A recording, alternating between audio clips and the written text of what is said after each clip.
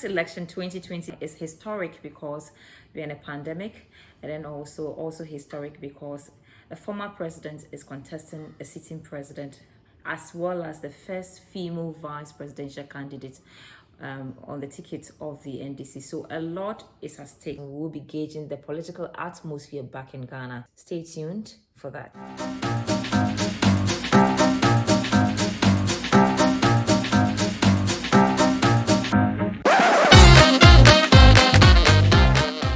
Let me first of all introduce, we have John Taden, who is a political economist from the University of Texas, Dallas. And then also we have Koduah, who is also a political activist and also a member of the NPP in the US here. And then Sekuo Nkrumah, who needs no introduction. He wants to be known as political activist now. And also the son of the former president, or the first president of Ghana, the late Dr. Kwame Nkrumah. Thank you so much for joining me this afternoon. Thank you. All right, so Ghana's election is just few days away. First of all, as Ghanaians living in the diaspora and abroad, what do you make of the upcoming 2020 election back home in Ghana? Let me start with you, Koduah. Because of the COVID, they've not had much rallies. And this year, I think I've not seen people attacking, insulting. I mean, those things are a little bit down this year.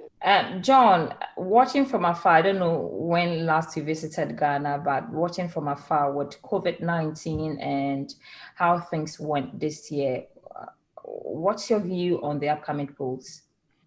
Well, for starters, I think though that this is the first time that Ghanaians have the opportunity to have an election that is a referendum on the two candidates running, because they've both run the country for at least 4 years before.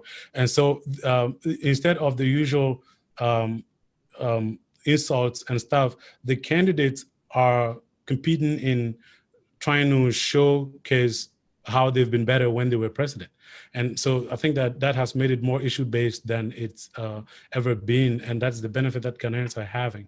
The concern in terms of COVID, of course, is that politicians care more about the power than anything, and I would dare say even people's lives. And so whilst there haven't been a lot of rallies, the fact of the matter is that whilst they are restricting religious services and churches or people gathering, there's still a lot of political activity going on, people gathering to meet these candidates on the streets and sometimes in the halls. Right. I see you very active on social media, even though you are far from Ghana. And so based on what you've seen and interactions you've had with people on social media platforms, what do you think? Do you think that the political parties have presented some issues for Ghanaians to vote on? Oh, I think, as we all know, since 92 is really a straightforward contest between NPP and NDC. And we've had, it looks like every 8 years we change them. But now, of course, this time, let's see if that will change or not, depending on how strong then the challenge of the NDC is going to be. Personally, I was not too excited with the NDC choosing Mahama again as the flag bearer, because I felt that, the issue for me is that he lost as a sitting president, and that is very different. I mean, it's not easy to lose when you are the incumbent, and I don't know how he did that, especially that it's not like the situation when NPP lost or when NDC lost in 2000. We've had 2 terms of the late President Rawlings, and then Mills stepped in, but I think people were a bit tired of NDC, PNDC, so that wind of change was really blowing. Again, in 2008, when NDC won, you could see that it wasn't Akufo who was running. He had done his 2 terms. Akufo Addo was then taking over, and it's always difficult. So although he was the incumbent, NPP was the incumbent, but it was a different man on the ticket. So this time around is different because you have Akufo Addo, who's the sitting president, and he's trying to complete his 2 terms. Personally, if Guzi Tano was chosen, I don't think he stood a chance. And in fact, he was run down. People were saying the man was going around campaigning with pajamas. I mean, can you imagine that, Ghanaians, how he was wearing the local up and down in this pajama? So somehow he didn't stand a chance. All right, just a quick one minute before we proceed. Sekuo, looks like you have a soft spot for the NPP now than the NDC. No, now I'm independent. I think I'm a bit sick and tired of both NDC and NPP. They refusing to bring about the leadership that can really change things in a way we want things to change in Ghana. I mean, when I supported Professor Mills, I thought that was going to be that change, but it wasn't, and it was business as usual, and that's what they do. So I think now I feel that I'm going for an independent movement. I know a third force cannot win now. A political party cannot win. It's basically a straight fight between NDC or contest between NDC and NPP. But I feel in the long term, we can change that. So if we start with a political movement that is putting Ghana first, because you see, part of the problem with the NPP and NDC is that they are so focused on themselves. So it becomes like an elite, a group of people who hijack those parties and now are promoting their interests. Issues in the past, we still have issues as far as governance of the country is concerned. But Sekuo, do you think properly the two main political parties have presented an issue-based political debate for the country, especially when you're not also going to have a presidential debate, and to really let the people know what they are voting on? Well, I think both parties have presented their ideas fairly well since 1992. And we all know where they kind of belong. I mean, NPP to the right of Ghanaian politics, NDC to the left. Although, I mean, in today's world, it's kind of getting closer and closer. I mean, everybody's moving towards the middle. And you could see that even the NPP implemented social interventions that are more would be seen as socialist in quotes. So I think I like the National Youth Employment Program, the health program, and so on. So I think both have been doing fairly well. We do fall short on some issues, but and it's not everything in the manifesto that is really implemented and so on. A lot of it has sometimes promises that will fall to the ground. But I think we've been fairly both parties have been fairly doing a good job in promoting the ideas and the agenda and where they want to take the country. Koduah, I need not ask who you're going to be voting for in the next election. I'm sure if you're sleeping and you say, I mean, whether one or two, you know where to, thumbprint. But again, have you had everything you needed to know from the two main political parties to decide who you want to give your vote to? Do you think that they've marketed themselves well? Yeah, I think they have. And I think this year is really based on issues. I mean, former President Mahama goes around telling people what he did when he was the president, and President Akufo Addo too is telling Ghanaians what he has done since he was given the power. And I mean, if you weigh the two, you should know, I mean, he has done far better than what Mahama did. That is biased anyway. We take it, we understand you're being biased anyway, but you can continue your submission. No, I'm not being biased. I mean, you should know. I mean, even President Mahama himself has benefited from the free SHS. Because, I mean, his neighbors and nieces from the north will not come to him in the south to ask for money for fees. I thought you were going to say he went back to JHS1. Oh, no, SS1. His uncles will not come to him to take money for hospital bills. Because, I mean, his neighbors and nieces from the north will not come to him in the south to ask for money for fees. It's also historic because for the first time we have a female who is also going as a vice presidential candidate for the NDC. We've seen this in the US where you all are now, the Kamala and then the Biden candidature and where it's landed them. Do you think that, yes, this quest for the gender equality and then also the female factor for the NDC is going to work out some magic for them? Actually, when it comes to elections, I think that the person at the head of the ticket carries most 99% of the influence than the running mate. I think that if you were going to vote for Nana Akufo-Addo, it doesn't matter whether the running mate is a male or female. Now, if you're going to vote for John Mahama, it wouldn't matter whether the running mate is male or female. But it does, however, send a message about the inclusiveness of the NDC. And in fact, the selection of the female running mate sort of cements a narrative that people have about the NDC in Ghana, that they tend to be a party of the grassroots of the rural people, more than the NPP. And in fact, one of the messages that the NDC is rolling out that is sticking with the people when you look at what's going on social media is that the NPP is a rather clannish or tribal party. And so the Nana Akufo-Addo government sort of is a government that has stuffed his brothers and relatives into power, and which is a message that the NDC has been actually hammering in pretty well, especially with even given the recent Ejapol scandal. That being said, I think that this election will much more be issue-based, and it has been throughout the campaign. However, the NPP has had a better message in terms of messaging than the NDC, I would say. The NPP has had the benefit of not having Ghanaians go through an energy crisis that beset the most of the John Mahama administration, and also they have most of their people at the grassroots level able to easily mention things like free senior high school or one district, one factory, one village, one dam.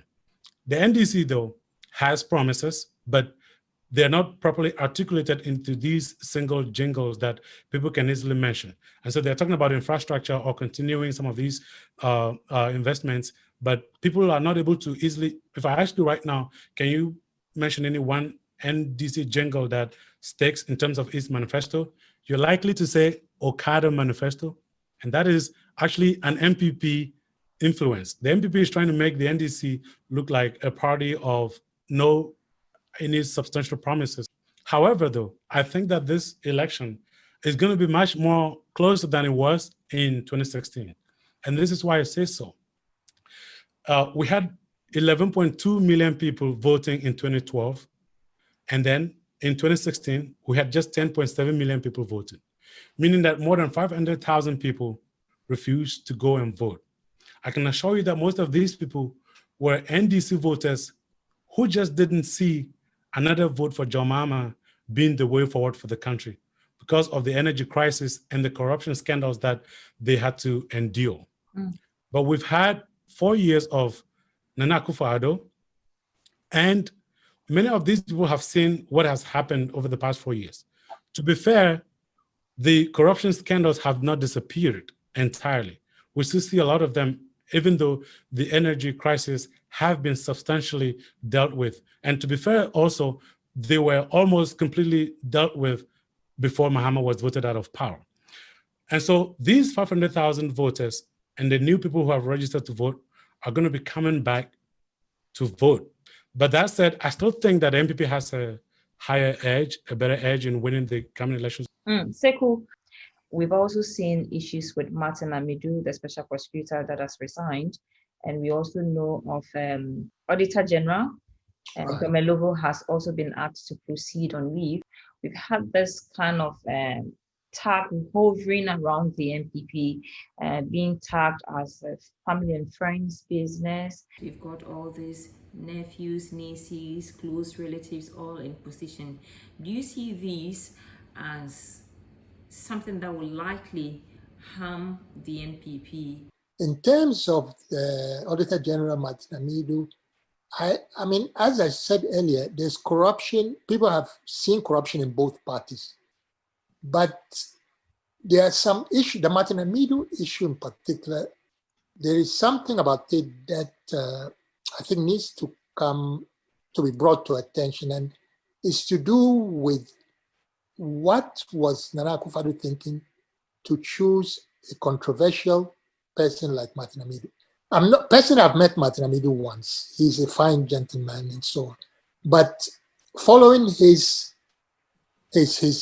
public life since the days of Not since the days of when even he stood as the running mate to Mills in 2000 election.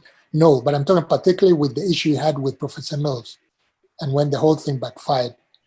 He honestly comes through as a very controversial and very eccentric kind of person. And for the president to pick somebody like that for a key position to fight corruption, I think says something about the president. His decisions, some of the decisions, I mean, are very questionable. Maybe for inclusiveness. No, but exclusively is not the only one. You don't pick a controversial person because that is a serious matter. I mean, fighting corruption, that office was a serious office for what we want to do or what he wants to do for Ghana and Ghanaians. I mean, and it even goes beyond the NPP or NDC. So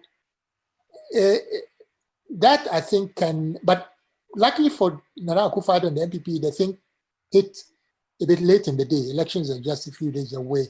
So it hasn't really come to a kind of build that kind of momentum that will affect the NPP. So basically, I think it will go down to the performance of NPP in government. And I'm tempted to say that from the past, that NPP seems to do better in government than NDC. But I lost a bit of favor with NPP when some of these corruption scandals came out.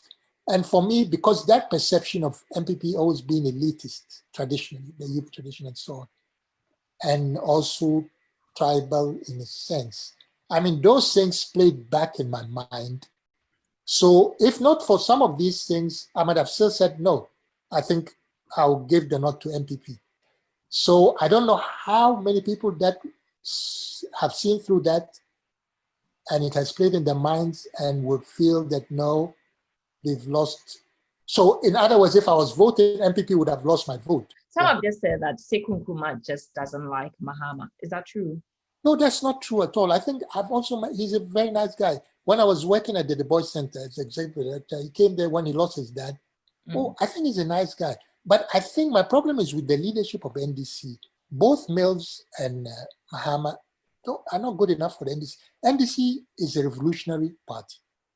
So you need a strong-minded, like Rawlings. The NDC should look for somebody who has the intellectual depth, but at the same time, a strong-minded, somebody who can impose himself and of course in the democratic dispensation. But when you bring people like Professor Mills or Mahama, yes, they are nice guys, but leadership, they fall short. And especially when you're surrounded by corrupt people and so on, that kind of leadership, you're throwing everything away. Starting from what Nkrumah said about Mahama's personality, it's something that I think a lot of people share. And even going for a running mate who has the same demeanor as him does not help his case. But listen, if you want to beat an incumbent president like Nana Akufo-Addo, you need to be much more vociferous. You need to be much more politically pugilistic, like look like someone who's ready to take on the strongest person in the country at the time. Are you saying Nana has those traits? That's who he's been all his life, from the Kumipreko protests to now. And in fact, the kind of fight that Nana Akufo-Addo is picking with Martin Amidu fits his personality very much. He's a legal scholar who would not allow Martin Amidu to go away with all these things. Trust me, Mahama would never have replied Martin Amidu with even a single letter. He would have just allowed the issue to die down politically. And Mahama has the personality that he has the tendency to depoliticize. He practices what we call the politics of depoliticization. He tends to want to have issues dealt with outside of politics. And that is why when he was government, almost every issue that he had, he appointed a committee of experts to handle it without it being discussed in the media, because he doesn't like that sort of political cantankerous activity around every issue or decision that has to be taken in the country. So he has a tendency to be, and in fact, one of the things that Ghanaians loved more about Mahama before he became president was his preaching of honesty in politics and sort of friendliness. However, this climate, though, doesn't invite that kind of politics at the moment, especially taking on a guy like Nana Akufo Addo, you have to become much more politically pugilistic and go after him with, in ways that nobody has. And if you look at his running mate, Nana Akufo Addo's running mate, who was also a very, very humble guy, he has changed over the years, starting from the time of the electoral judicial case when he went on stage and started throwing punches. He's learning from his boss. He's realizing that Ghanaians admire that sort of cantankerous politics, and Mahama needs that more of that to take down Nana Akufo Addo. Honestly, do you think the EC has done well so far? The Electoral Commission. Well, apart from the voters registers exercise, which went in ways that were not too attractive, I think that so far we haven't heard any. And the problem with the EC is you usually don't know whether they've done well until after the elections. Until, in fact, the day of the elections, where you hear of voting machines either breaking down or people or voting centers not starting early and stuff. And so usually, as for the Electoral Commission, the proof is in the pudding, which is on the day of the election. So we have to wait to find out. I can't give them a 100% positive verdict now. And so let's wait and see what happens on the day of the elections and after. All right. I want to thank you, gentlemen, for this discussion. Sekuo Nkrumah, who is a political activist, and then also Koduah, who is also a political activist, all in the US. And then we have John Taden, who is a political economist at the University of Texas, Dallas. I'm grateful for your time.